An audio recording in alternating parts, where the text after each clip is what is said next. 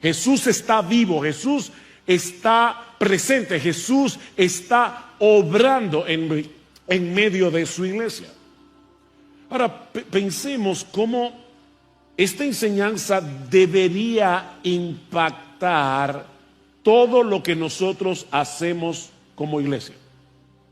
Comenzando con nuestro servicio de adoración. Mis hermanos, ¿por qué vinimos hoy a la iglesia? ¿Por qué tú viniste a la iglesia hoy? Bueno, nosotros venimos a la iglesia cada domingo porque Jesús nos ha convocado. Jesús nos ha convocado.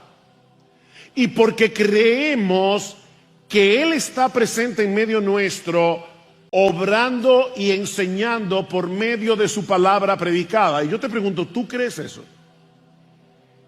O sea, más allá del hombre común y corriente, totalmente ordinario, que se para en este púlpito cada domingo a predicar la palabra de Dios, ¿tú crees, mi amado hermano, que cada domingo cuando tú llegas a este lugar, Jesús viene en su espíritu desde el cielo, está presente en medio nuestro, obrando entre la iglesia por medio de su palabra? Jesús está vivo, Jesús está presente, Jesús está obrando y enseñando por medio de su palabra a través de su espíritu. Y otra vez yo te pregunto, mi hermano, mi hermana, ¿tú vienes a la iglesia cada domingo con esa expectativa?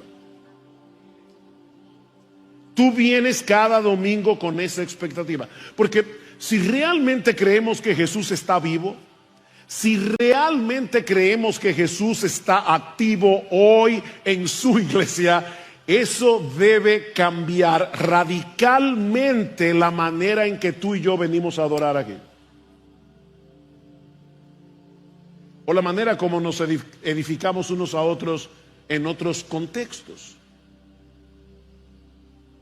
De hecho, los mismos apóstoles necesitaban esa perspectiva antes de salir a cumplir la gran comisión. Noten lo que dice Lucas en el versículo 3.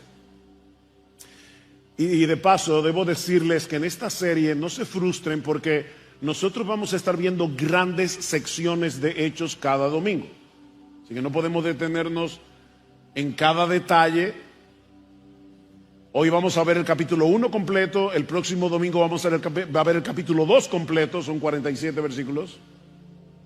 Pero vean lo que dice Lucas en el versículo 3. A estos también, después de su padecimiento, se presentó vivo con muchas pruebas convincentes, apareciéndoseles durante 40 días. 40 días. Lucas nos está diciendo aquí que los discípulos no tuvieron una alucinación colectiva. Los discípulos no vieron un fantasma. Ellos vieron a Cristo, hablaron y de hecho comieron con Él. Dice en Lucas capítulo 24, versículo 43. Ellos escucharon a Jesús hablarles, enseñarles. Ellos vieron sus manos, sus pies traspasados en la cruz. Era el mismo Cristo que ellos habían visto morir. Ahora estaba vivo delante de ellos. Y Lucas dice, con muchas pruebas convincentes. Esa certeza, mis hermanos, era esencial, porque nadie entrega su vida para servirle a un Cristo muerto. Ahora, Jesús no solamente se les apareció, y dice Lucas, con pruebas irrefutables, sino que Lucas nos dice también que les dio un curso intensivo del reino de Dios. Vean otra vez el versículo 3. Dice, a estos también, después de su padecimiento, se presentó vivo, con muchas pruebas convincentes, apareciéndoseles durante 40 días y hablándoles de lo concerniente al reino de Dios. Todos nosotros sabemos que durante su ministerio terrenal, los discípulos habían dado muestras de ser bastante lentos para entender algunas de las cosas que Jesús les enseñó acerca de su obra, algunas de las cosas que Jesús les enseñó acerca del reino. Pero ahora que Jesús ha resucitado, ellos están en una mejor posición para comprender sus enseñanzas. Y aunque no tenemos un relato detallado de lo que Jesús les enseñó durante esos 40 días, nos habría encantado saber qué fue lo que Jesús les enseñó acerca del reino de Dios. Bueno, en Lucas capítulo 24 nosotros tenemos una idea bastante clara del contenido del curso. Y básicamente Jesús les mostró en esos 40 días cómo se cumplieron en él todas las promesas mesiánicas que fueron profetizadas en el Antiguo Testamento. Vayan conmigo a Lucas capítulo 24. Lucas capítulo 24, y vamos a leer los versículos 44 al 49. Y de paso, hermanos, esto es clave para que nosotros podamos entender el Antiguo Testamento. Jesús es el centro de las Escrituras. Jesús es el centro del Antiguo Testamento. Jesús engloba todas las esperanzas mesiánicas, todas las esperanzas de salvación que Dios reveló desde Génesis capítulo 3, versículo 15. Dice Lucas 24, 44, y les dijo: esto es lo que yo os decía cuando todavía estaba con vosotros, que era necesario que se cumpliera todo lo que sobre mí está escrito en la ley de Moisés, en los profetas y en los salmos. Entonces les abrió la mente para que comprendieran las Escrituras. En otras palabras, Cristo es la llave que abre el entendimiento para que nosotros podamos entender correctamente el Antiguo Testamento. Versículo 46.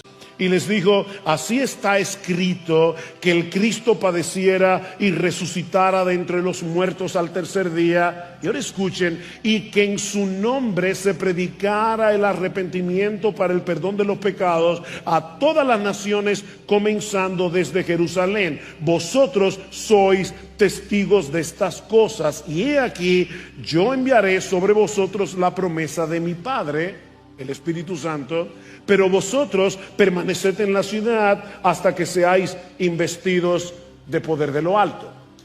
Ellos necesitaban entender dos cosas esenciales antes de salir a cumplir la gran comisión. La primera es que todas las promesas mesiánicas del Antiguo Testamento se cumplen en Jesús. La segunda es que la predicación del Evangelio a todas las naciones siempre fue el plan original de Dios. ¿Notaron que Cristo dice: era necesario que el Cristo padeciera, era necesario que se predicara el Evangelio a todas las naciones? Mis hermanos, cuando Dios llamó a Abraham para formar el pueblo de Israel, ¿cuál fue la promesa? En ti serán benditas todas las familias de la tierra. El plan de Dios desde el principio fue alcanzar al mundo entero, no solamente a la nación de Israel. Y como veremos en un momento, eso era fundamental, porque todavía después de Jesús haber resucitado, los discípulos tenían una visión muy localista del reino de Dios.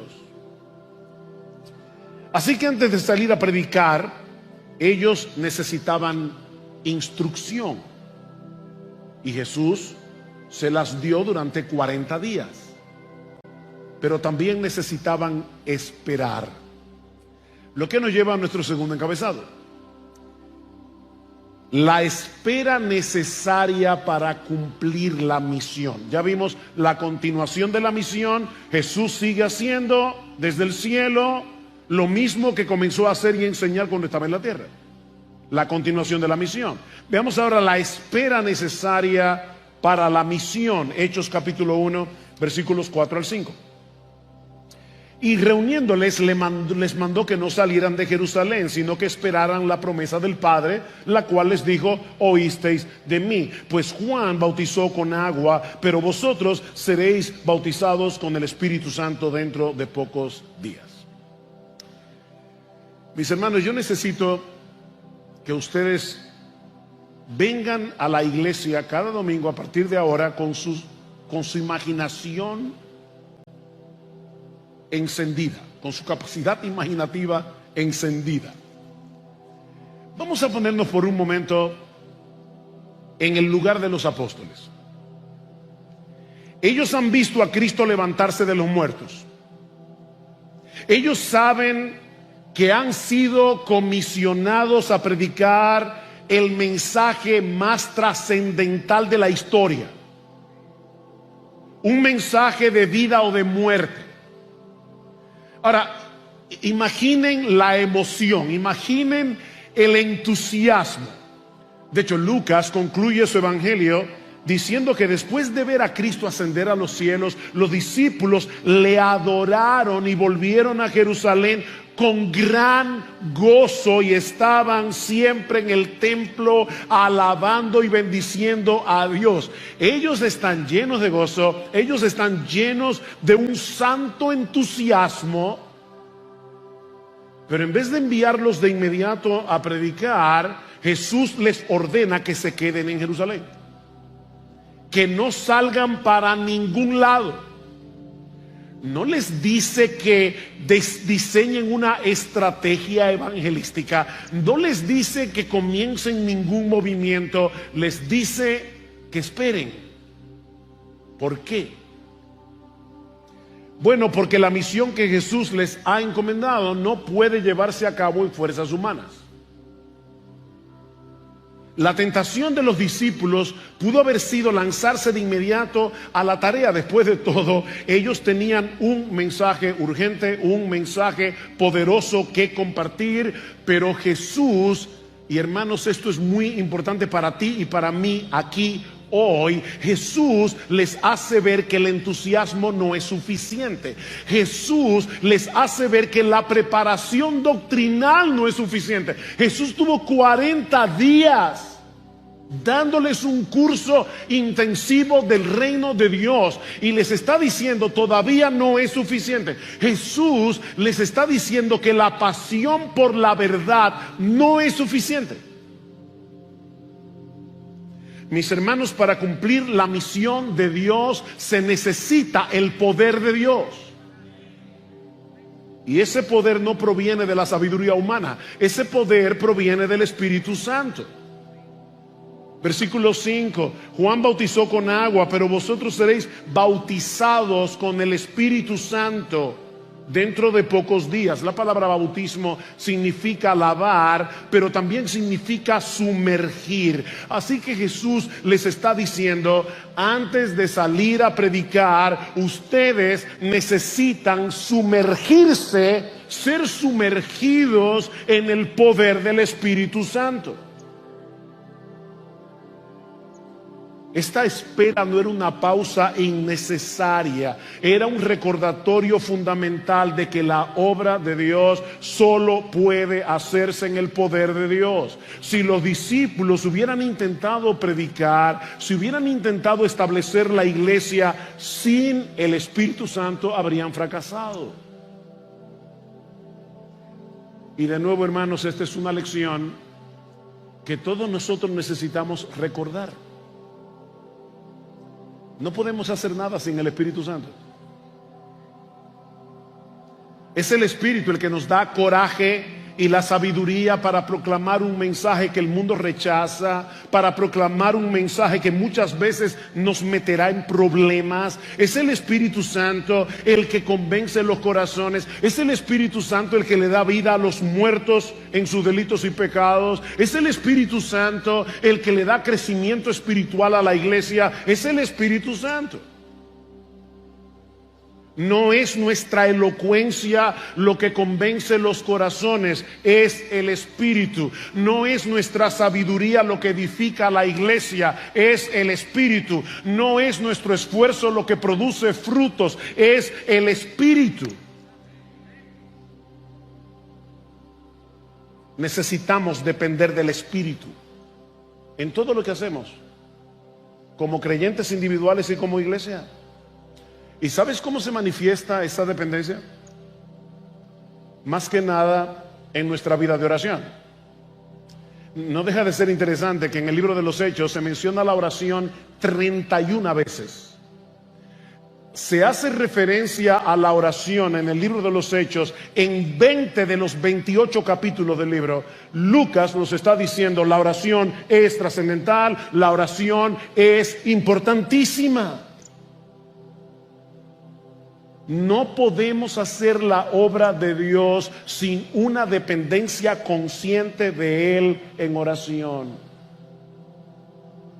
Pensando en esto, hermanos, nosotros debemos dar muchas gracias al Señor, porque hay hermanos en nuestra iglesia que oran continuamente por los ministerios distintos que hay aquí en IBCJ. Hermanos que oran por sus pastores. Yo les creo cuando ustedes se acercan a nosotros y nos dicen: pastores, nosotros oramos por ustedes continuamente. Por favor, no dejen de orar. Por favor, les rogamos, nunca lleguen a confiar tanto en sus pastores que dejen de orar. Pero ¿saben qué? Iglesia Bíblica del Señor Jesucristo, nosotros necesitamos seguir creciendo en nuestra conciencia de la urgente necesidad de depender en oración del Espíritu Santo. Nosotros necesitamos seguir creciendo en nuestra vida individual de oración. Necesitamos que este lugar se llene de creyentes cada miércoles cuando nos acercamos a Dios corporativamente para rogar por esta iglesia. Necesitamos al Espíritu Santo. No recuerdo quién era que decía que, dice: yo temo que si a la iglesia le quitaran al Espíritu Santo de un día para otro, no se daría cuenta.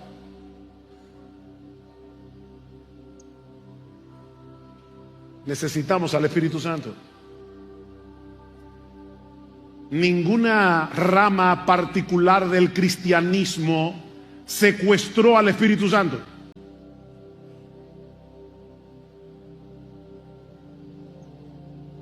La iglesia de Cristo necesita al Espíritu Santo. La iglesia de Cristo necesita orar. La iglesia de Cristo, Iglesia Bíblica IBCJ, necesitamos venir este 25, sábado 25 de enero, a presentarnos delante del Señor en ayuno y oración. Necesitamos el poder de Dios para hacer la obra de Dios.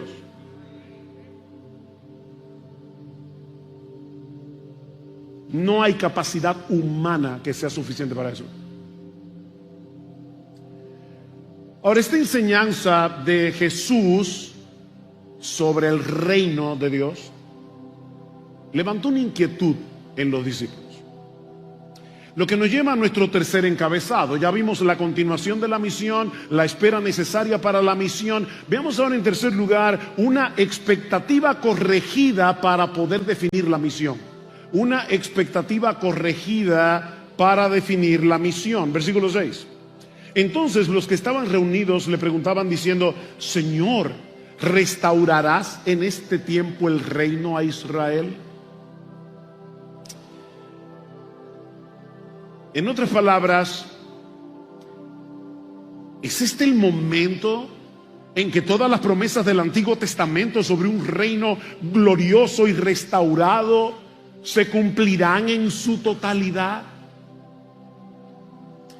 Estos discípulos habían crecido leyendo en el Antiguo Testamento las promesas de un tiempo en que Dios establecería su reino sobre la tierra, restaurando la paz y la justicia. Ellos sabían que el paraíso perdido por causa del pecado sería recobrado. Así que, mis hermanos, la expectativa de los discípulos estaba bien fundamentada, pero era incompleta. Los discípulos están evidenciando aquí dos problemas, y de paso, increíblemente son dos problemas que todavía permanecen al día de hoy en muchas iglesias evangélicas. ¿Cuáles son los dos problemas que ellos manifiestan? En primer lugar, una indebida curiosidad escatológica, y en segundo lugar, una visión demasiado estrecha del reino de Dios. Una indebida curiosidad escatológica y una visión demasiado estrecha del reino de Dios. Versículo 7. Y Él les dijo: hermanos, escuchen lo que dice Jesús: no os corresponde a vosotros saber los tiempos ni las épocas en que el Padre ha fijado con su propia autoridad. No nos corresponde saber esto. pero recibiréis poder cuando el Espíritu Santo venga sobre vosotros. ¿Y qué pasará? Me seréis testigos en Jerusalén. Ah, muy bien, Jerusalén. En toda Judea, perfecto. Y en Samaria, y hasta lo último de la tierra.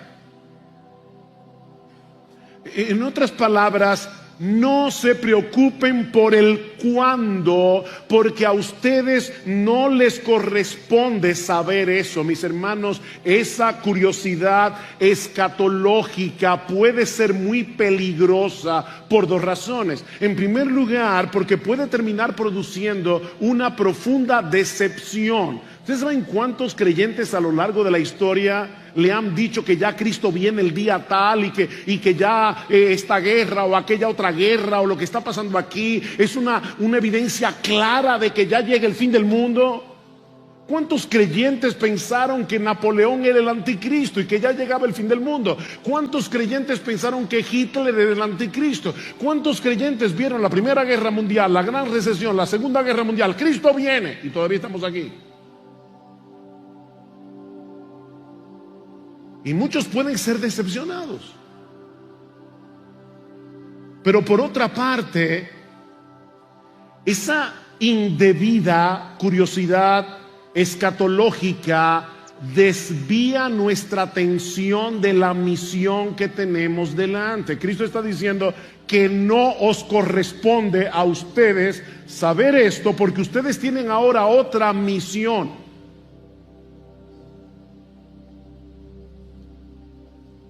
Ese tiempo solamente está determinado por el Padre. Así que los discípulos necesitaban saber, primero, que el establecimiento del reino en la tierra no vendría de manera instantánea. Eso es lo primero.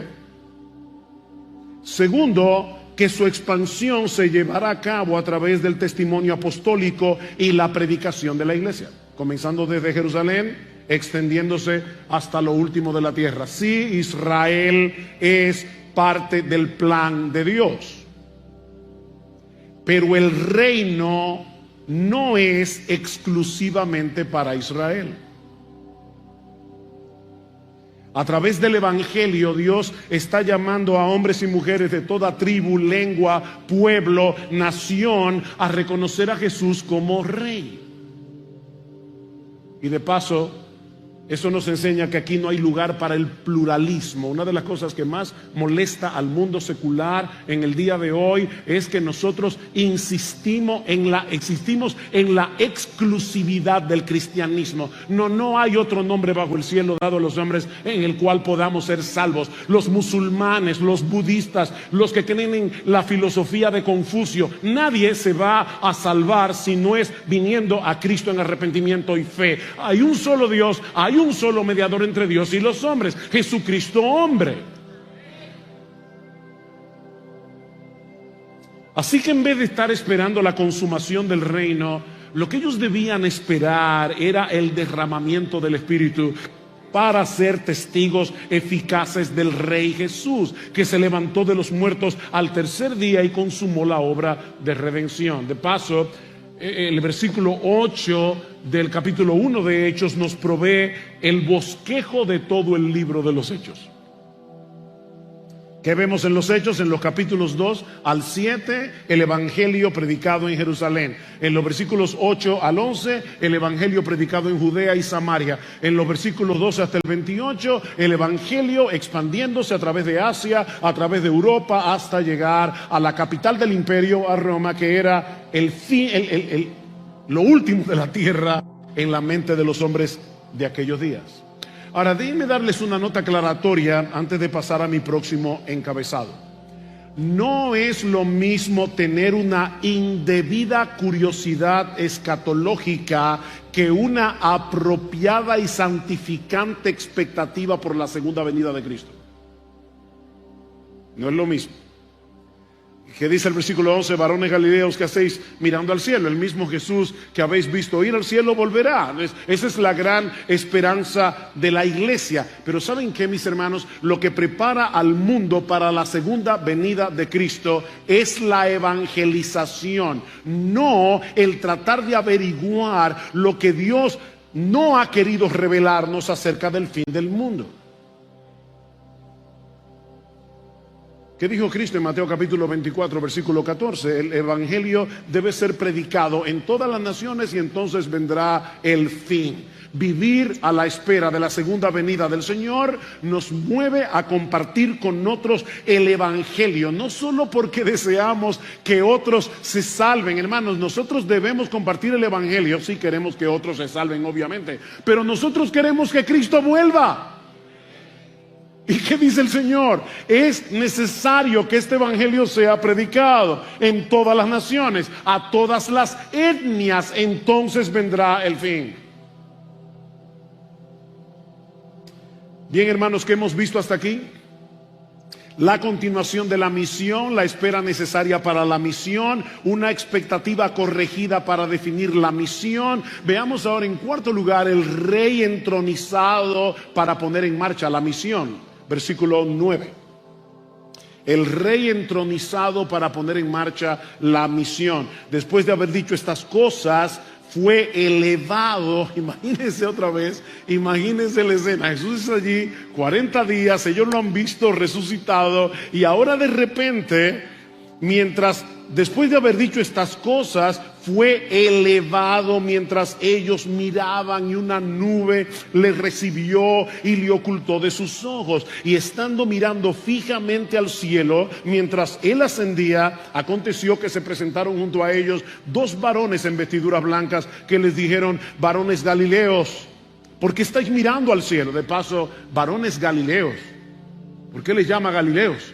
Bueno, porque en ese tiempo llamarle Galileo a una persona en Jerusalén era algo despectivo. De hecho, noten en el capítulo 2, versículo 7, que las personas estaban asombradas cuando ellos comenzaron a hablar en lenguas y dice: mirad, no son galileos todos estos que hablan. Así que muy probablemente Lucas quiso incluir esto que los ángeles dijeron para recordarnos: son galileos, no son gente con una súper y extraordinaria preparación. Y con ellos Dios va a transformar el mundo. Varones galileos, ¿por qué estáis mirando al cielo? Este mismo Jesús que ha sido tomado de vosotros al cielo vendrá de la misma manera, tal como le habéis visto ir al cielo. Mis hermanos, los discípulos no estaban viendo simplemente a Jesús elevarse físicamente hacia el cielo. Escuchen esto, muy importante. Ellos estaban presenciando delante de sus ojos el cumplimiento de la profecía de Daniel capítulo 7 versículos 13 y 14.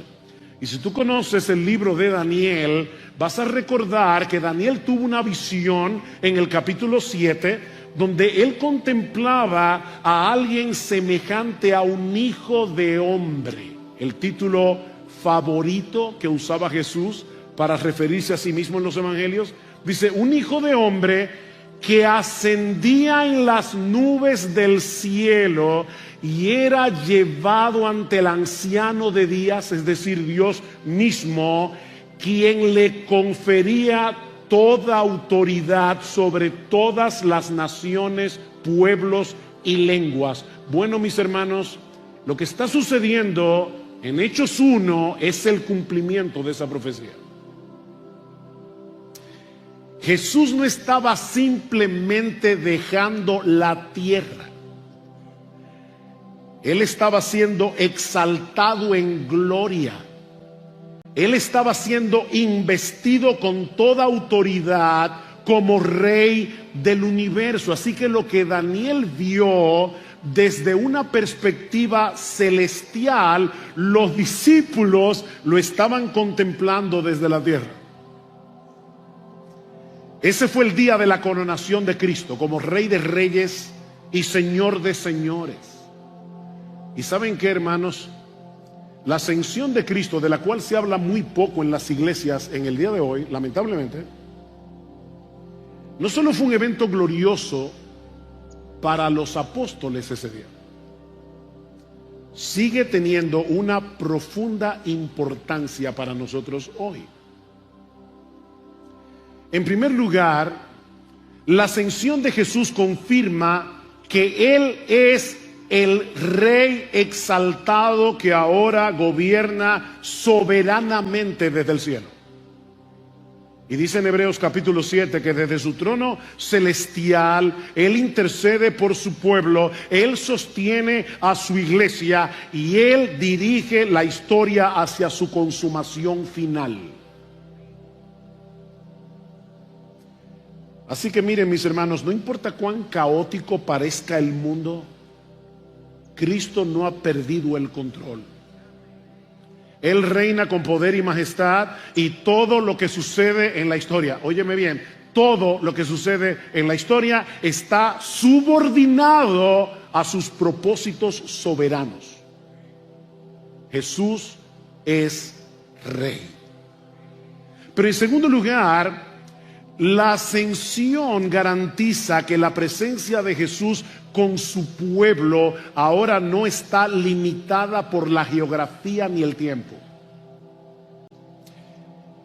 Miren, aunque esto suene paradójico, es precisamente debido al hecho de que Jesús ascendió a los cielos que Él ahora está más cerca. Déjame repetirte eso. Es precisamente debido a que Jesús ascendió a los cielos que ahora está más cerca. Mientras Jesús estuvo en la tierra, su presencia estaba limitada a un solo lugar. ¿Ustedes se imaginan lo que sería tratar de ver a Jesús hoy? Te toca el turno 2.450.000. ¿Cómo sería eso? Pero ahora, precisamente porque Él ascendió a los cielos, precisamente porque como el Rey glorificado envió su Espíritu, Él está presente con su pueblo en todo tiempo, en todo el mundo, en todo momento. Ustedes recuerdan en Juan capítulo 16, Cristo le dice a los discípulos que se va, ellos están tristes, y Él les dice: os conviene que yo me vaya. Me enternece eso. Jesús le está diciendo: oye, os conviene que yo me vaya, porque si no me fuera, el Consolador no vendría a vosotros. Ahora yo estoy aquí, pero me voy a enviar a mi Espíritu. Yo no voy a dejarlos huérfanos, y ustedes van a estar conmigo todos los días hasta el fin del mundo.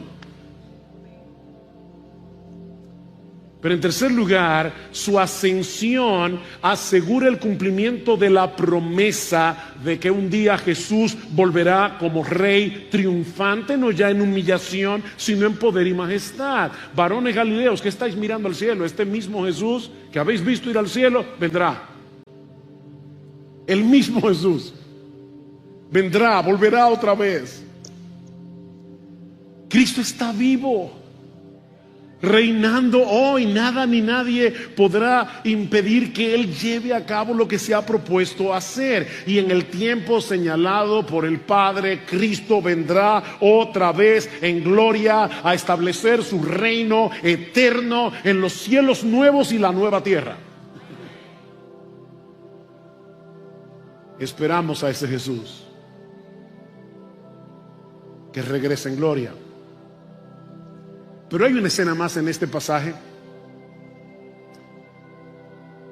que se encuentra al final del texto. Hemos visto ya la continuación de la misión, la espera necesaria para la misión, la expectativa corregida para definir la misión, el Rey entronizado que pone en marcha la misión. Veamos ahora en quinto lugar el equipo completado para llevar a cabo la misión. Versículo 12. Entonces regresaron a Jerusalén desde el monte llamado de los Olivos, que está cerca de Jerusalén, camino de un día de reposo, o sea, a 1 kilómetro más o menos. Cuando hubieron entrado en la ciudad, subieron al aposento alto. Por cierto, no sabemos si es el mismo aposento alto de Juan 14, pero eso no es importante. Subieron al aposento alto donde estaban hospedados Pedro, Juan, Jacobo y Andrés, Felipe y Tomás, Bartolomé, Mateo, Jacobo, hijo de Alfeo, Simón el celote y Judas, hijo de Jacobo. Todos estaban unánimes, entregados de continuo a la oración, junto con las mujeres y con María, la madre de Jesús, y con los hermanos de él. Estos versículos nos dejan ver lo que sucedió durante los 10 días que siguieron a la ascensión de Jesús. Y vemos que los discípulos básicamente hicieron lo que Jesús les mandó que hicieran. Se quedaron en Jerusalén, se entregaron de continuo a la oración, mientras esperaban el cumplimiento de la promesa del derramamiento del Espíritu. Ahora, no deja de ser interesante quiénes formaban este grupo, aparte obviamente de los apóstoles. Por un lado, Lucas menciona a un grupo de mujeres, ¿se dieron cuenta? Versículo 14, que eran parte integral de esta comunidad de gracia. Ahora, esto es significativo porque en la cultura judía del primer siglo, las mujeres tenían un estatus sumamente secundario en la vida religiosa. Pero tú y yo sabemos que en el Evangelio todos gozamos el mismo estatus espiritual delante de Dios. Por otra parte, y ese es otro detalle importante en la lista, es la mención de María, la madre de Jesús. Esta es la última vez que María aparece en el Nuevo Testamento. Y noten que se la menciona sin ninguna posición de preeminencia. Ella no es la reina del cielo, es María, la madre de Jesús. Una simple creyente más en la comunidad cristiana. Y a partir de ahí desaparece de la historia. Pero por otro lado, Lucas es un buen historiador y él menciona a los hermanos de Jesús. ¿Se dieron cuenta? Al final del versículo 14. Ahora, ¿por qué esto es importante? Bueno, recuerden que durante el ministerio terrenal ellos no creían en Jesús. De hecho, dice en Marcos capítulo 3, versículo 21, que en una ocasión Jesús estaba en una casa enseñando y ellos fueron a llevárselo porque pensaban que estaba loco. Ellos pensaban que Jesús estaba fuera de sí. La pregunta es, y mi amigo, si tú estás aquí en esta mañana, hazte esta misma pregunta: ¿qué tendría que ocurrir para que estos hombres llegaran a creer que su hermano mayor, con el que ellos jugaron, con el que ellos crecieron, con el que compartieron vivienda, qué pasó? ¿Qué tenía que pasar para que estos hombres llegaran a creer que su hermano mayor era el Hijo de Dios encarnado, la segunda persona de la Trinidad? Bueno, tenía que pasar un milagro. Y eso fue precisamente lo que sucedió. Jesús resucitó. Para ellos era indudable que su hermano, su medio hermano, que lo vieron morir en una cruz, se les apareció vivo y estuvo con ellos 40 días. Mi amigo, eso es innegable. La tumba de Jesús está vacía. Y lo hemos dicho muchas veces. ¿Saben por qué los ángeles removieron la piedra cuando Jesús resucitó? Oh, pastor, para que Jesús saliera. No, él no necesitaba eso. No, los ángeles removieron la piedra no para que Jesús saliera, sino para que el mundo entrara y viera que la tumba está vacía. Y ¿saben qué? Sigue vacía. Estos hombres, los hermanos de Jesús, se convirtieron al Señor. ¿Por qué? Porque vieron a Cristo resucitado. Pero este es apenas el preámbulo de Lucas, lo que Lucas quiere enseñarnos en el resto del texto. Había un asunto trascendental que debía resolverse antes de que la misión avanzara, y era la restauración del grupo apostólico. Recuerden, hermanos, que Judas había traicionado a Jesús. Así que ahora no eran 12, eran 11. se necesitaba un reemplazo. ¿Y qué pasó? Hechos 1:15. Por aquel tiempo Pedro se puso en pie en medio de los hermanos, un grupo como de 120 personas estaba reunido allí, y dijo: hermanos, tenía que cumplirse, la palabra aquí era necesario, es la misma palabra griega de Juan capítulo 3, os es necesario nacer de nuevo. Tenía que cumplirse, y escuchen cómo Pedro define la palabra de Dios: la escritura en que por boca de David el Espíritu Santo predijo acerca de Judas. Por fin, ¿quién fue que lo predijo? ¿Fue David o fue el Espíritu Santo? No fue David. ¿Qué dice el texto? En que por boca de David el Espíritu Santo dijo. Sí, este libro lo escribieron hombres inspirados por el Espíritu Santo. Lo que el Espíritu Santo predijo acerca de Judas, el que se hizo guía de los que prendieron a Jesús, porque era contado entre nosotros y recibió parte en este ministerio. Este pues, con el precio de su infamia, adquirió un terreno y cayendo de cabeza se reventó por el medio y todas sus entrañas se derramaron. Y esto llegó al conocimiento de todos los que habitaban en Jerusalén. Esto fue reconocido de manera que aquel terreno se llamó en su propia lengua Aceldama, es decir, campo de sangre. Pues en el libro de los Salmos está escrito: que sea hecha desierta su morada, no haya quien habite en ella, y que otro tome su cargo. ¿Por qué esto es importante? Mis hermanos, así como el pueblo de Dios en el antiguo pacto fue fundado sobre las 12 tribus de Israel, el nuevo pueblo de Dios debía estar fundado sobre los 12 apóstoles. Pentecostés no podía llegar sin que ese fundamento estuviera completo. La iglesia fue edificada sobre el fundamento de los apóstoles. Eso lo vemos en Apocalipsis 21. Y Pedro se vale de dos textos del Antiguo Testamento, Salmo 69:25 y Salmo 109:98, para mostrar, 109:8, para mostrar que la traición de Judas no había sido un accidente y que Judas debía ser reemplazado. Y hermanos, estos dos textos nos muestran algo sorprendente. Por un lado, Pedro nos dice que lo que hizo Judas estaba dentro del plan soberano de Dios. No hay duda de eso. Tenía que cumplirse lo que Dios predijo que iba a suceder. Esto estaba decretado en el plan soberano de Dios. Pero al mismo tiempo, Judas fue responsable de lo que hizo. ¿Se dieron cuenta en el versículo 18 que Pedro dice que lo que Judas hizo fue una infamia? Una deplorable, despreciable traición. Mis hermanos, Judas no era un títere en las manos de Dios ni en las manos del diablo. Él actuó según su propia maldad.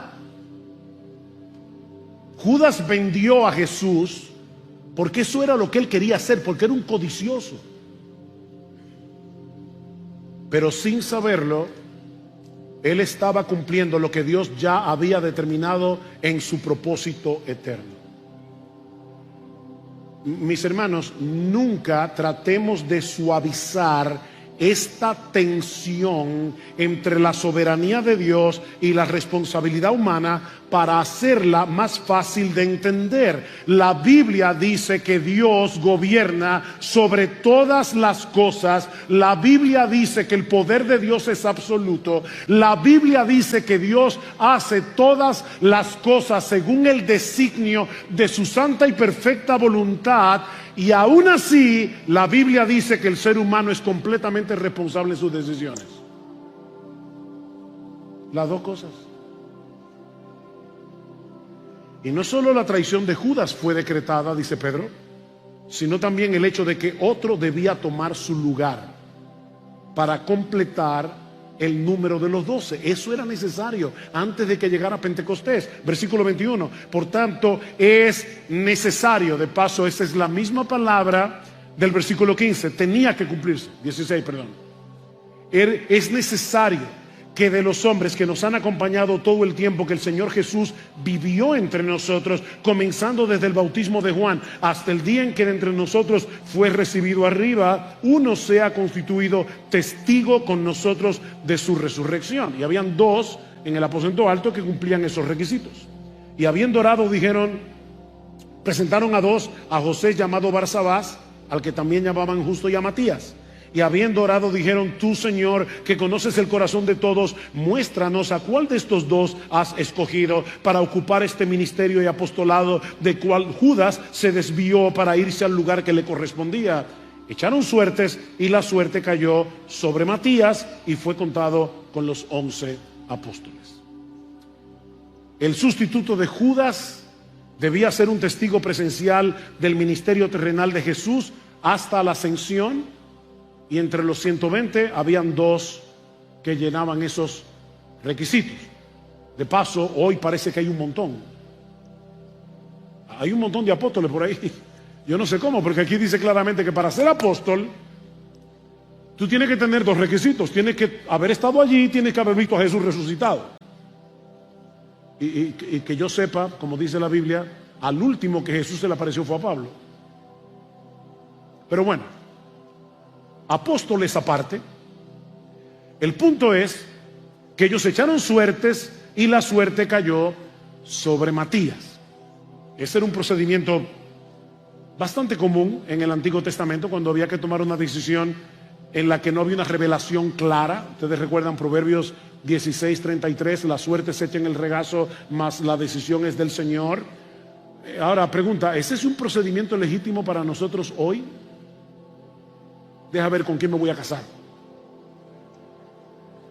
Si sale el 2, Juana. Mira, es muy probable que fracases en tu matrimonio si te casas de esa manera. ¿Ese es un procedimiento legítimo para nosotros hoy? Por supuesto que no. Hermanos, esto ocurrió antes del derramamiento del Espíritu Santo y en el Nuevo Testamento no aparece nunca más.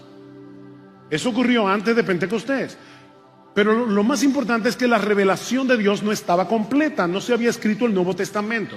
Hoy tenemos al Espíritu Santo morando en nosotros y ese Espíritu Santo, según Romanos, guía a la iglesia por medio de su palabra, la palabra que Él inspiró. Así que no eches suertes. Llévate de la Biblia, aplica los principios bíblicos y pídele a Dios que te dé sabiduría. Así que Matías fue escogido para completar el grupo original de testigos oculares y establecer el fundamento del nuevo pueblo de Dios antes de Pentecostés. Y así aseguraban la continuidad de la obra de Dios desde el antiguo pacto hasta el nuevo pacto. Pero como yo conozco a los miembros de IBCJ, ya me imagino que algunos están pensando: ¿y qué de Pablo?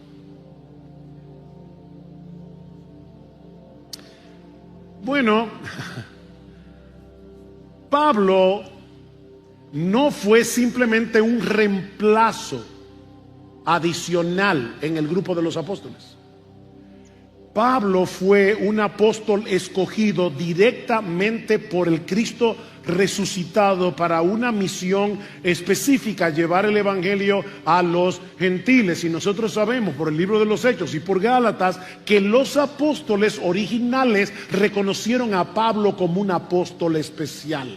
Así que mientras Matías fue escogido para completar el grupo original de los 12, Pablo fue llamado soberanamente como apóstol de los gentiles, asegurando la expansión del evangelio más allá de Israel y estableciendo la iglesia entre todas las naciones.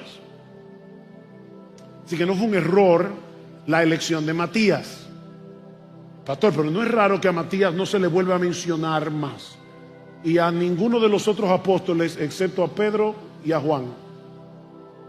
Eso no es una evidencia. Matías sustituyó a Judas, no otro. Bien, hermanos, esa es la historia de Hechos 1. Como hemos visto hoy, Hechos 1 nos deja a los primeros discípulos con una gran expectativa. El Espíritu Santo vendrá, la iglesia será capacitada y la misión comenzará. Pero mis hermanos, tú y yo sabemos que esa misión apenas comenzó en el siglo I. Nosotros somos parte de esa historia que empezó hace 21 siglos. Y la pregunta que debemos hacernos ahora tú y yo es si estamos conscientes de que nosotros somos un pueblo con una misión. Tenemos una distorsión en nuestra lista de prioridades. Y es por eso que tú y yo necesitamos pasar por una experiencia similar a la que se describe en el capítulo 6 del libro de Isaías. Nota que no he dicho que tú tienes que tener una visión como la que tuvo Isaías. Lo que estoy diciendo es que tú tienes que pasar por una experiencia similar a la experiencia del profeta. A Isaías le tocó ministrar durante un tiempo de mucha decadencia moral y religiosa en el reino de Judá. Los gobernantes eran muy corruptos, el pueblo era muy idólatra, los ricos usaban su poder para explotar a los más pobres y la cultura del entretenimiento se había expandido como un cáncer en medio de la sociedad. No hay nada nuevo debajo del sol, dice el autor del libro de Eclesiastés. De ahí los ayes de los capítulos anteriores. Si ustedes pueden leer Isaías capítulo 3, Isaías capítulo 5, van a ver a Isaías diciendo: ay de los que banquetean de mañana, ay de los que aceptan sobornos, ay del pueblo, porque viene el castigo de Dios. Lo único que parecía darle cierta estabilidad a la nación era el reinado de Usías. El rey Usías, un líder político y militar muy poderoso, muy capaz, que reinó en el trono de Judá por 52 años, más o menos el tiempo que Fidel Castro estuvo en Cuba. Usías asumió el trono de Judá cuando tenía 16 años de edad y durante su reinado pudo guiar a la nación a una de las épocas más doradas de la historia de Israel. El comercio prosperó y floreció durante su reinado, lo mismo que la agricultura. Este hombre fue un rey temido en batalla, un gran estratega militar. Jerusalén se sentía segura bajo la dirección y bajo la protección del rey Usías. Lamentablemente, en Segunda de Crónicas, capítulo 26, versículo 16, se nos dice que al final de sus días, cuando llegó a ser fuerte, su corazón se hizo tan orgulloso que obró corruptamente y fue infiel al Señor su Dios. Pues entró al templo del Señor para quemar incienso sobre el altar del incienso. Usías se envaneció de tal manera que quiso usurpar un oficio que no se podía mezclar con el oficio real. Los reyes en Israel venían de Judá, los sacerdotes venían de Leví. No había manera de mezclar estos dos oficios. Hay uno solo que ha podido llevar estos dos oficios en una sola persona, y es el Señor Jesucristo. Así que Usías pecó gravemente contra Dios. Y cuando los sacerdotes trataron de impedirle que hiciera lo que él estaba haciendo, este hombre se llenó de ira en el mismo templo y Dios lo hirió con lepra y así murió. En una forma vergonzosa. Este fue un tiempo de crisis para la nación de Israel. El hombre que había traído estabilidad, prosperidad y seguridad desaparecía del escenario político como un arrogante cubierto de lepra. Y ese fue el año en que Isaías tuvo esta visión que marcó el inicio de su ministerio profético. Vean una vez más el versículo 1. En el año que murió el rey Usías, vi yo al Señor. A partir de ese momento, Isaías se mantuvo predicando fielmente la palabra de Dios durante casi medio siglo, hasta que fue asesinado brutalmente por el rey Manasés. Según la leyenda, Isaías fue cortado en dos por una sierra. Así murió este hombre de Dios. Y mis hermanos, lo que yo quisiera tratar de responder en esta tarde, ¿qué es lo que se requiere para llegar a tener tal pasión por la persona de Dios que le permita a un ser humano común y corriente como tú y como yo? Por favor, no idealicen los personajes bíblicos, eran hombres de carne y hueso como tú y como yo. Isaías no era un superhombre. ¿Qué es lo que se requiere para que un hombre común y corriente como tú y como yo pueda predicar fielmente la palabra de Dios por casi 50 años en medio de tanta apostasía, en medio de tanta corrupción moral? ¿Qué es lo que se requiere, mis hermanos, para que personas como tú y como yo seamos librados de trivialidades y vengamos a ser hombres y mujeres apasionados con el evangelio de nuestro Señor Jesucristo? Hoy día se habla mucho de la sana doctrina, y por si acaso no me malentiendan, yo creo que la sana doctrina es extremadamente importante. Nos gozamos en saber que la sana doctrina se está expandiendo en América Latina, como decíamos en la charla al mediodía. Pero mis hermanos, de nada sirve tener una iglesia con sana doctrina si las personas que están en la iglesia no son apasionados con Dios. Necesitamos tener buena doctrina en la cabeza, pero necesitamos tener el corazón encendido. De lo contrario, la sana doctrina no sirve para nada. Necesitamos ser hombres y mujeres apasionados con el Dios de la Biblia, apasionados con el evangelio. Hombres y mujeres que solo le teman a Dios y a nadie más.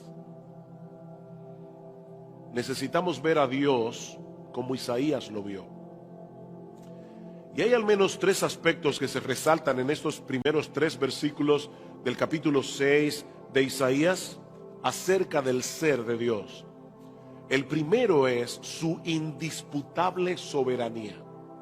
Su indisputable soberanía. Versículo 1. En el año que murió el rey Usías, vi yo al Señor sentado sobre un trono alto y sublime, y sus faldas llenaban el templo. Cada uno de los detalles de esta visión tiene la intención de hacerle ver a Isaías la suprema exaltación de Dios como el rey soberano de todo lo creado. Él está sentado sobre un trono alto y sublime por encima de todos los otros tronos del mundo. No existe ningún poder terrenal que pueda equipararse al poder de Dios. Ningún otro trono que esté cercano al suyo. Y el borde de su manto, literalmente, mis hermanos, el dobladillo de sus ropas reales llenaba el templo. Cuando Isabel II fue coronada como reina de Gran Bretaña en el año 1953, la cola de su vestido estaba hecha de terciopelo y armiño, medía 36 pies de largo, casi el ancho de una cancha de básquetbol. Y era tan pesada que se necesitaron 6 damas de honor para cargar la cola del vestido de Isabel. Bueno, mis hermanos, Isaías nos dice que el ruedo de la ropa imperial del Señor era tan abundante que llenaba todo el templo. Perdón. Y obviamente, este es un lenguaje apocalíptico, imposible de visualizar con nuestra imaginación. Lo que se pretende con esta descripción no es que nosotros podamos entender o visualizar qué fue lo que Isaías vio ese día. Lo que Dios quiere que nosotros entendamos es que ningún monarca terrenal, por poderoso que sea, puede compararse siquiera con la realeza, el esplendor y la majestad de nuestro Dios. Él es infinitamente glorioso, Él es infinitamente esplendoroso, Él es infinitamente poderoso. Dios quiere que nosotros entendamos que la estabilidad del universo depende de que Él siga sentado en su trono. La estabilidad del universo depende del reinado absoluto y eterno de Dios. Usías ha muerto, pero el trono del universo no está vacío. Dios está sentado allí. Los reyes terrenales vienen y van, tarde o temprano terminan convirtiéndose en un recuerdo histórico. Pero nuestro Dios sigue siendo quien Él es. Él sigue manteniendo bajo control desde las estrellas más inmensas de todas las galaxias hasta los virus y bacterias más pequeños que no podemos ver a simple vista. Nuestro Dios es soberano. Él no es un monarca constitucional, como la reina Isabel, por cierto. Pastor, ¿y eso qué significa? Bueno, un monarca constitucional tiene mucha pompa, pero no tiene poder. No, nuestro Dios es rey porque Él reina. Nuestro Dios es rey, Él ejerce. Él es rey. Él puede decir con toda confianza en el capítulo 46 del libro de Isaías: acordaos de las cosas pasadas desde los tiempos antiguos, porque yo soy Dios y no hay otro Dios y nada hay semejante a mí, que anuncio lo por venir desde el principio y desde la antigüedad lo que aún no era hecho. Dios está diciendo: no hay otro Dios como yo, porque solo yo puedo declarar desde el principio cuál será el fin de las cosas, qué es lo que va a suceder al final. Y alguien puede decir: bueno, pastor, pero ese argumento más bien es a favor de la omnisciencia de Dios. Dios conoce el fin desde el principio porque Él es omnisciente, porque Él lo sabe todo. Sí, eso es verdad. Pero Él escucha la conclusión del texto. Yo soy Dios, no hay otro Dios, nada hay semejante a mí, que anuncio lo por venir desde el principio y desde la antigüedad lo que aún no era hecho, que digo: mi consejo permanecerá y haré todo lo que quiero. Nuestro Dios conoce el futuro, no simplemente porque Él es omnisciente, sino porque Él es soberano. Porque Él lo decretó. El futuro no es otra cosa que el cumplimiento en el tiempo de los decretos de Dios. Y es importante resaltar aquí, en este pasaje de Isaías 46, que Dios está hablando de eventos que tienen que ver con las acciones libres y responsables de seres humanos. Sigue diciendo el versículo 11: yo soy el que llamo desde el oriente al ave, y de tierra lejana al varón de mi consejo. En el contexto es el rey Ciro, que luego va a permitir que los hijos de Israel vuelvan del exilio para reconstruir la ciudad y los muros. Yo hablé y lo haré venir, lo he pensado y también lo haré. Nuestro Dios en su soberanía ha contemplado en sus decretos las acciones responsables de los hombres. Su soberanía no anula nuestra responsabilidad moral. Tú y yo somos seres responsables, pero nuestra responsabilidad moral no anula su soberanía. Mi amado hermano, déjame decirte algo: si hoy tú estás en Cristo, si tú viniste a Cristo en arrepentimiento y fe, es porque Dios te amó desde antes de la fundación del mundo. Y Él decretó desde antes de la fundación del mundo que en un momento dado de tu historia, libre y voluntariamente, tú ibas a hacer lo que Él ya había decretado que tú hicieras.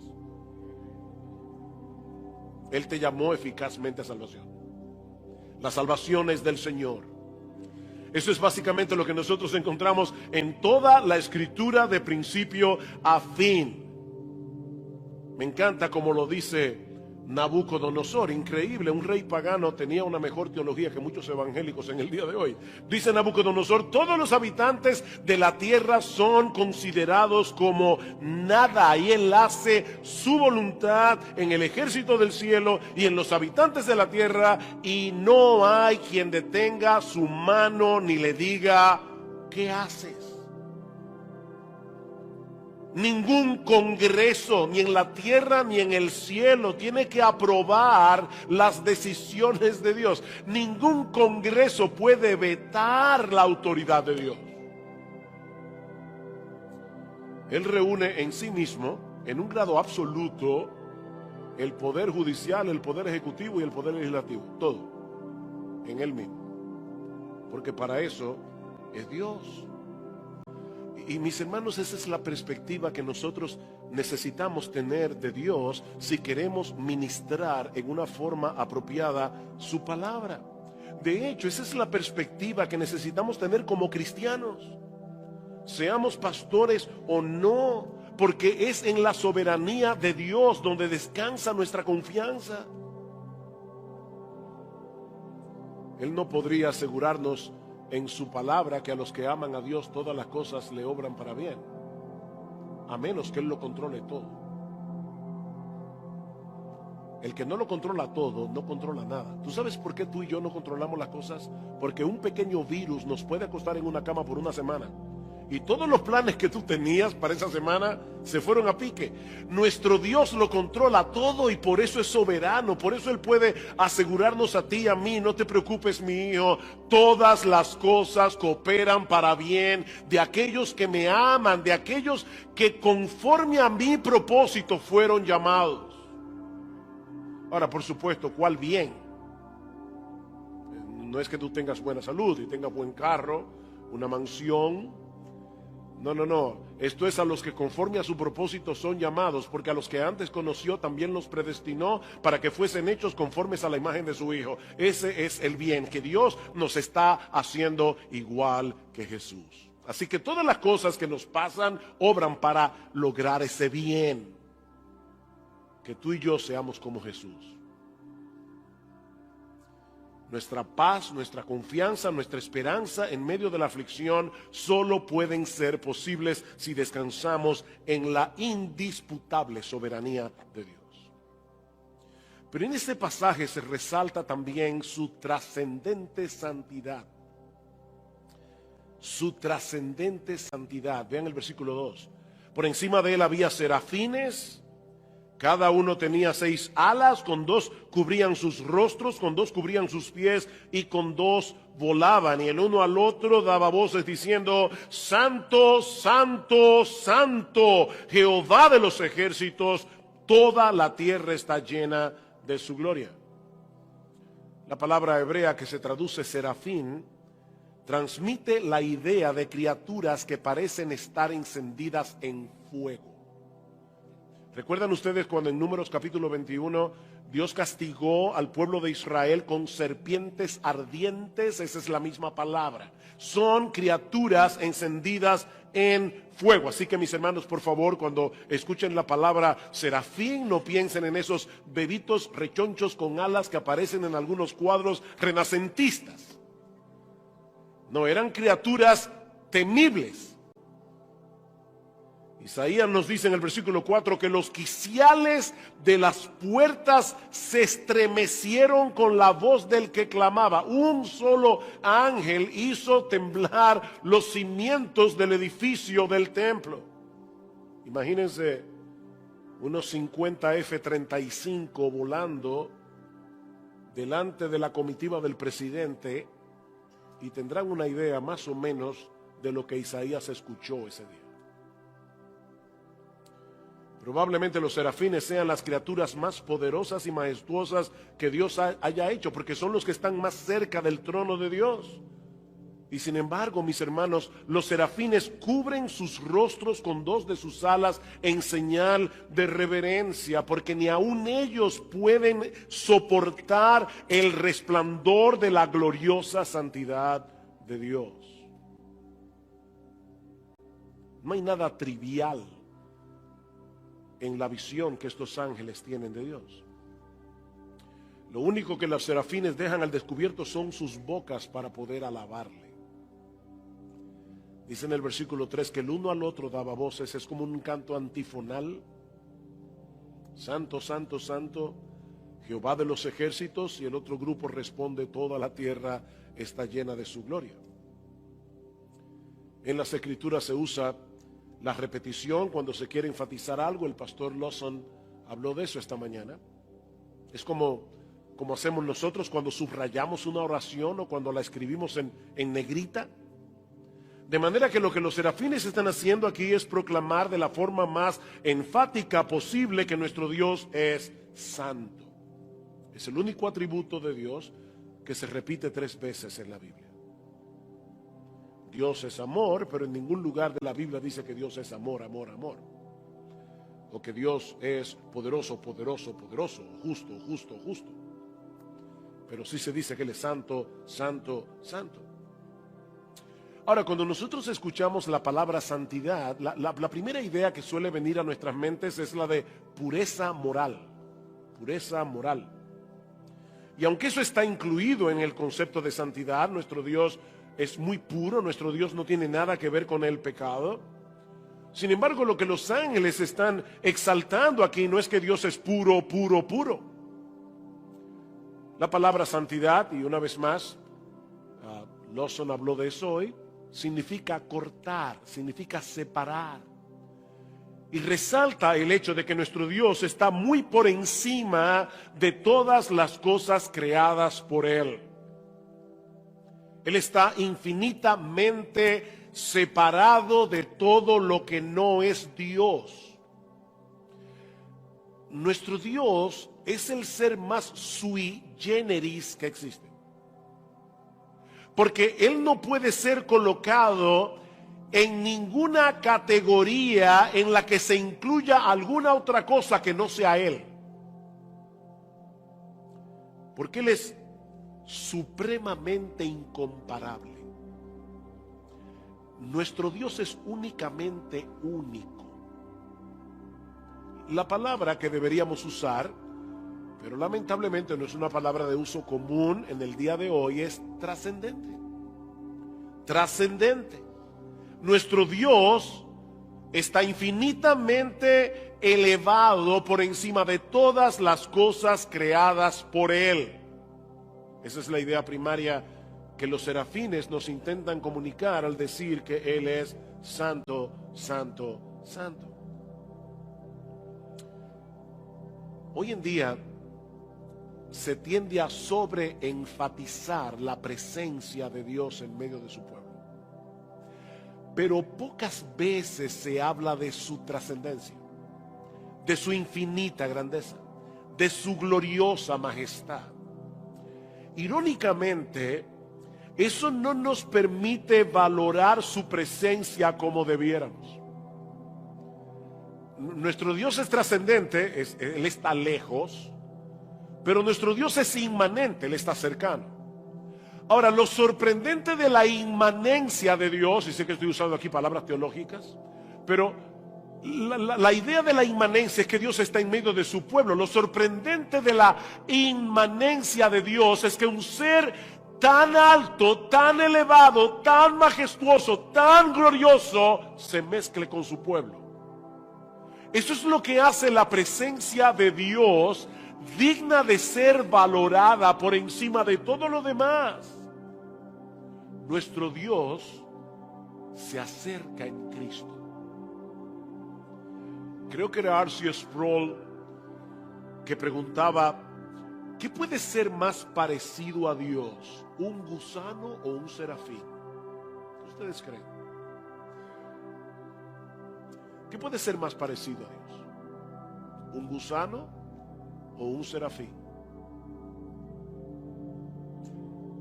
¿Cuál es la respuesta? Ninguno de los dos.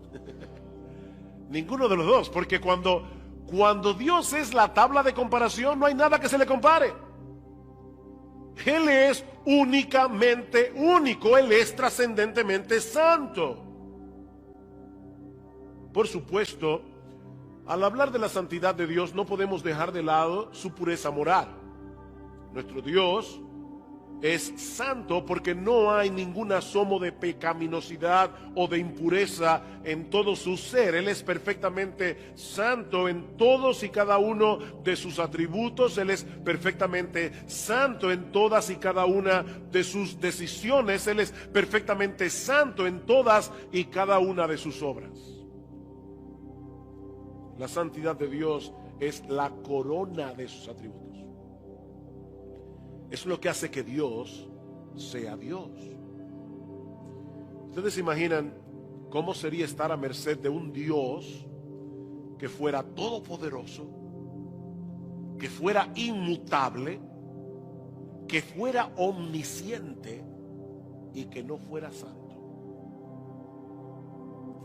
¿Cómo sería estar a merced de un Dios así? Sería estar a merced de un monstruo. Pero nuestro Dios es quien Él es precisamente porque Él es santo. Es porque Dios es santo que Él es un ser temible y cautivador al mismo tiempo. Él es temible y Él es cautivador. Él es santo en el ejercicio de su omnipotencia. Él es santo en la aplicación de su justicia. Él es santo en la plenitud de su amor, de su bondad, de su misericordia. ¿Y saben lo que es más sorprendente, mis amados hermanos? Que estamos hablando aquí de que Dios es único, Dios es singular, no hay nadie como Él.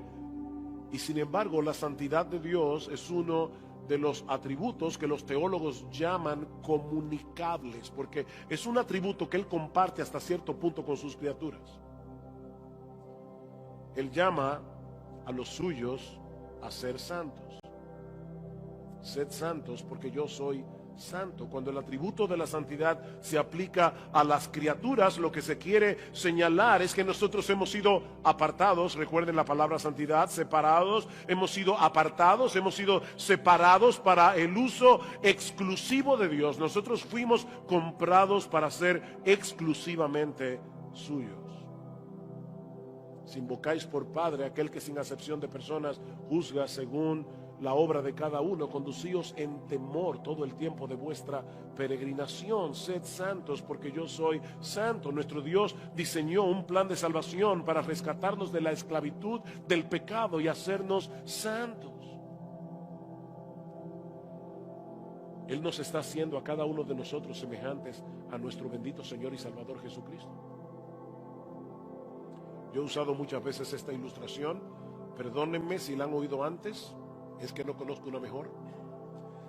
Pero alguien le preguntó una vez al famoso escultor Miguel Ángel cómo era posible que él tomara un bloque de mármol y con un cincel y un martillo pudiera tallar un caballo. Si alguna vez ustedes han visto una obra tallada de Miguel Ángel, es sorprendente, parece que tiene vida.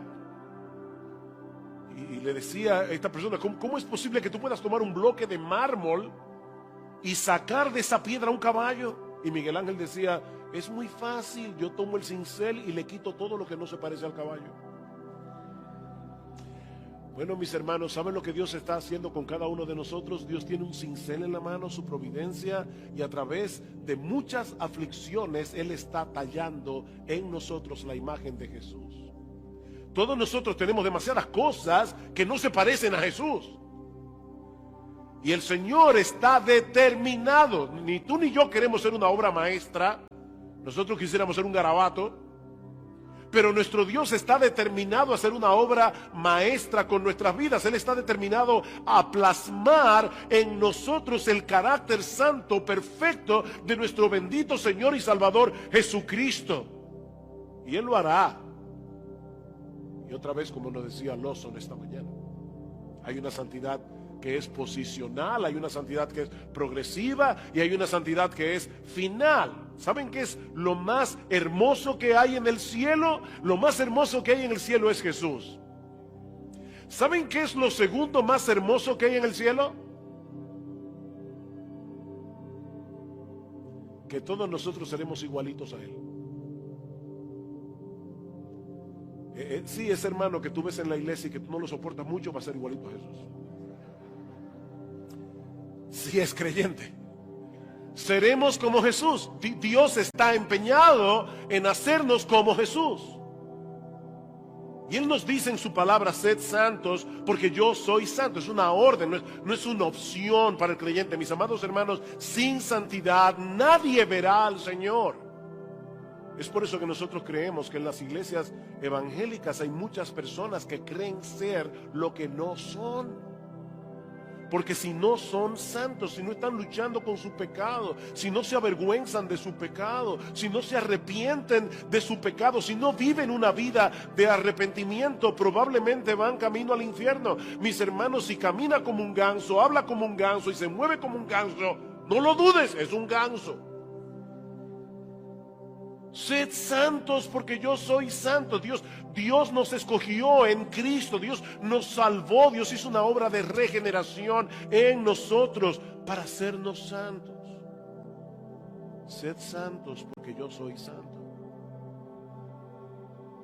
Lo irónico es que muchas veces tú y yo quisiéramos tener los atributos incomunicables de Dios. No queremos ser santos, pero queremos ser todopoderosos, ¿no es así?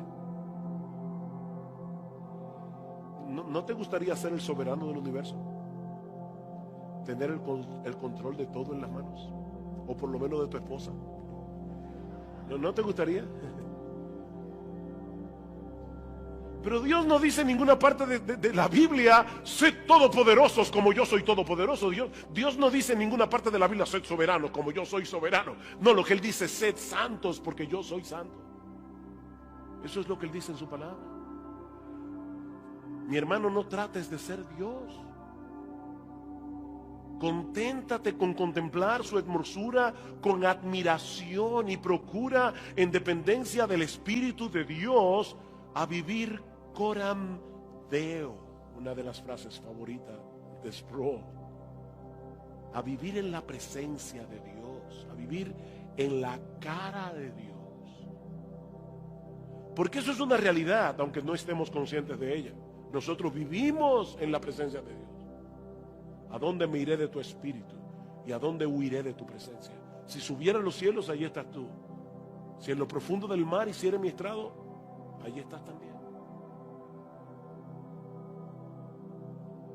Pero hay un aspecto más que se resalta en este pasaje acerca del ser de Dios. Me dijeron que debía terminar a las 6:45. Hay un aspecto más y es la manifestación visible de su gloria.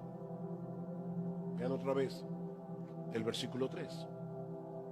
Y el uno al otro daba voces diciendo: Santo, Santo, Santo Jehová de los ejércitos, toda la tierra está llena de su gloria.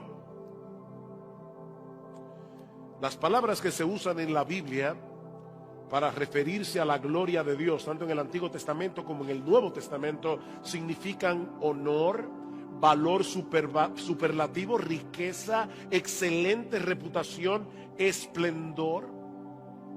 John Piper define la gloria de Dios, escuchen esto, como la belleza y excelencia de sus múltiples perfecciones. Es un intento de poner en palabras cómo es Dios en su magnificencia y pureza. En Dios hay una plenitud infinita y desbordante de todo lo que es bueno, dice Piper. Es la armonía perfecta de todos sus atributos en un ser infinitamente hermoso y personal. Eso es la gloria de Dios. Es una gloria que Dios tiene en sí mismo, independientemente de que otros puedan apreciarla. El sol sigue siendo el sol, aunque el mundo esté lleno de ciegos. Es una gloria que Dios tiene, aunque nadie pueda deleitarse en ella. La gloria de Dios no depende de que otros la vean y la admiren. Desde toda la eternidad hasta la eternidad, Él es, ha sido y siempre será un Dios magnificente y glorioso. Lo era cuando nada había sido creado y habría seguido siendo glorioso aunque no hubiera creado nada. Él es glorioso. Sin embargo, en su amor y en su bondad, Dios decidió compartir su gloria con sus criaturas, con otras criaturas. Dios decidió permitir que otros puedan experimentar, oigan esto, el gozo y el deleite supremo que Él experimenta en la contemplación de sí mismo. Dios no es idólatra. Dios se ama a sí mismo con todo su corazón, con toda su alma, con toda su mente y con todas sus fuerzas. Dios sabe que en todo el universo no hay nadie como Él. Y Él hizo criaturas inteligentes que pudieran entender su gloria, que pudieran deleitarse en su gloria, que pudieran contemplar su gloria, que pudieran experimentar el gozo y el deleite que Dios experimenta en la contemplación de sus propios atributos. Y Él, todo lo que ha hecho, en todo lo que Él ha hecho, Él ha plasmado su gloria. Llena está toda la tierra de su gloria. Y ustedes conocen seguramente de memoria el Salmo 19. Los cielos cuentan la gloria de Dios y el firmamento anuncia la obra de sus manos. Los cielos cuentan, proclaman la gloria de Dios. ¿Saben, mis hermanos, que si no estuviéramos tan infectados del secularismo que impera a nuestro alrededor, donde quiera que se posaran nuestros ojos, veríamos evidencias suficientes del poder y la sabiduría de Dios como para postrarnos y adorarle? He ahí, mis amados hermanos, la perspectiva de Dios que debe ser recobrada por la iglesia de nuestra generación. Nosotros necesitamos ver a Dios como Isaías lo vio. El Dios de indisputable soberanía, el Dios de trascendente santidad, el Dios que es magnificente en su gloria. Una gloria que brilla con mayor resplandor en la cruz del Calvario. Mis hermanos, escuchen con cuidado, y ya estoy terminando, hermanos de Ligonier, no se pongan nerviosos. Escuchen con cuidado este pasaje del capítulo 12 del Evangelio de Juan, porque si yo no cito este pasaje, no vamos a entender Isaías capítulo 6, y yo habré perdido mi tiempo. Juan el apóstol está tratando de explicar por qué los judíos de su época, los judíos incrédulos, rechazaron a Jesús. Y escuchen cuál fue la explicación. Estas cosas habló Jesús y se fue y se ocultó de ellos, pero a pesar de que había hecho tantas señales delante de ellos, no creían en él, para que se cumpliese la palabra del profeta Isaías que dijo: Señor, ¿quién ha creído a nuestro anuncio y a quién se ha revelado el brazo del Señor? Eso está en Isaías 53, la profecía del siervo sufriente del Señor.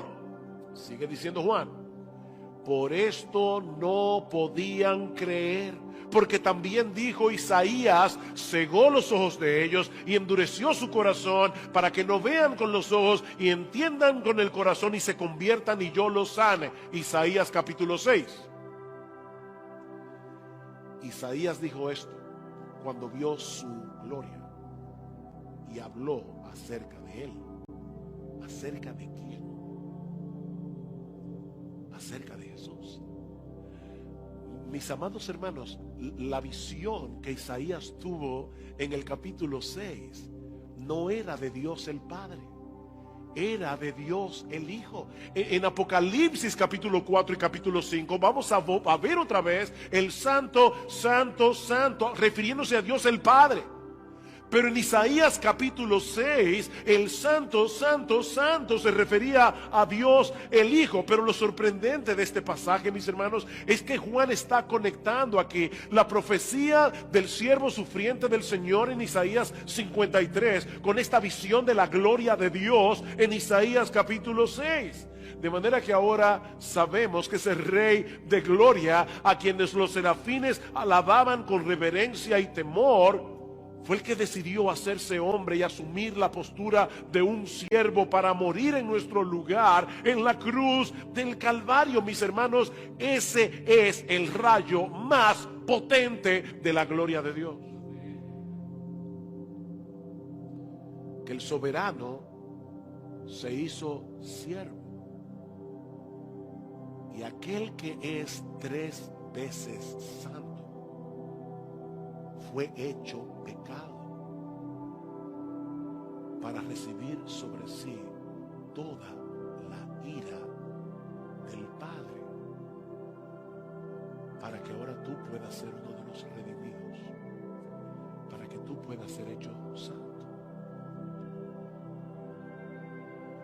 Oh, mis hermanos, que el Señor nos ayude a ver a Dios así. El Dios de gloria que manifiesta su gloria en el Evangelio. Dice Pablo, si nuestro Evangelio está encubierto entre los que se pierden, está encubierto en los cuales el Dios de este siglo cegó el entendimiento de los incrédulos para que no les resplandezca la luz del Evangelio de la gloria de Cristo. La luz del Evangelio de la gloria de Cristo. El incrédulo está ciego y el diablo lo mantiene en su ceguera para que no pueda ver la hermosura de Jesús, para que no pueda pasar por la experiencia de Isaías capítulo 6. Pero nosotros los predicadores predicamos el Evangelio, dice Pablo en el versículo 5 de ese mismo pasaje, 2 Corintios capítulo 4. ¿Saben por qué nosotros predicamos el Evangelio? Porque Dios ha decidido usar la predicación del Evangelio para abrir los ojos de los ciegos. Y cuando estábamos allí sentados en una iglesia algún día y alguien estaba predicando el Evangelio de la gloria de Dios en Cristo, dice Pablo en el versículo 6 de 2 Corintios capítulo 4, y Dios que mandó que de las tinieblas resplandeciese la luz, es el que resplandeció en vuestros corazones para el conocimiento de la gloria de Dios en la faz de Jesucristo. El mismo Dios que en Génesis capítulo 1 versículo 3 dijo sea la luz, y fue la luz. Ese mismo Dios, cuando tú estabas escuchando la predicación del Evangelio, vino a través de su Espíritu Santo y dijo sea la luz, y tú por primera vez en tu vida viste lo que antes eras incapaz de ver, que nuestro Señor Jesucristo es más glorioso que lo que nuestras mentes pueden entender y nuestras bocas pueden expresar. Eso es lo que ocurre cuando una persona se convierte a Cristo. Sin esa obra de regeneración no puede haber conversión, no puede haber salvación. Y eso solo ocurre a través de la predicación del Evangelio. Cuando nosotros mostramos a través de la Biblia ese rayo potente de la gloria de Dios que emanó de la cruz del Calvario.